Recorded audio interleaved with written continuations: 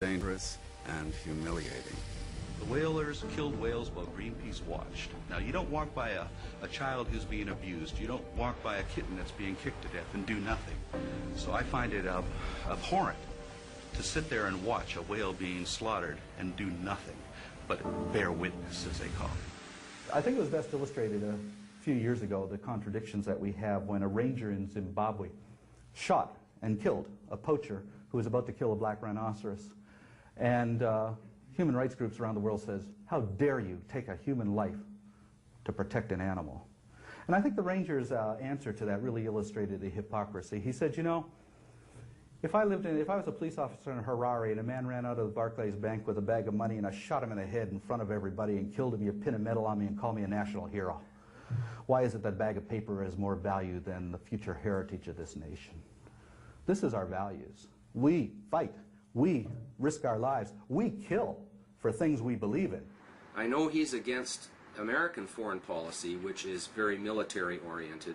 I wonder why he kind of reflects that same sort of militarism in his own actions. He doesn't have to do that in order to be an effective protester against the Japanese whaling fleet. There's nothing wrong with getting in the way. There's nothing wrong with a little sideswipe now and again. But I think when you start talking about the can opener that's going to rip the sides of the vessel open, well, maybe you're going to kill some people doing that. Imagine going into Mecca, walk up to the black stone, spit on it, see how far you get. You're not going to get very far. You'll be torn to pieces. Walk into Jerusalem, walk up to that wailing wall with a pickaxe, start whacking away, see how far you're going to get. Somebody's going to put a bullet in your back. Nobody, and everybody will say you deserved it. Walk into the Vatican and with a hammer, start smashing a few statues, see how far you're going to get. Not very far.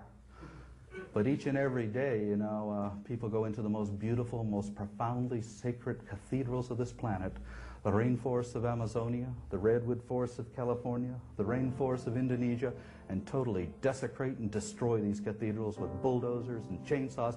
And how do we respond to that? Oh, we write a few letters of protest. We dress up in animal costumes with picket signs and jump up and down. But if the rainforests of Amazonia and the redwoods of California had as much value to us as a chunk of old meteorite in Mecca, a decrepit old wall in Jerusalem, or a piece of old marble in the Vatican, we had literally ripped those pieces limb from limb for the act of blasphemy that we're committing. But we won't do that because nature is an abstraction, wilderness is an abstraction. It has no value in our anthropocentric world where the only thing we value is that which is created by humans.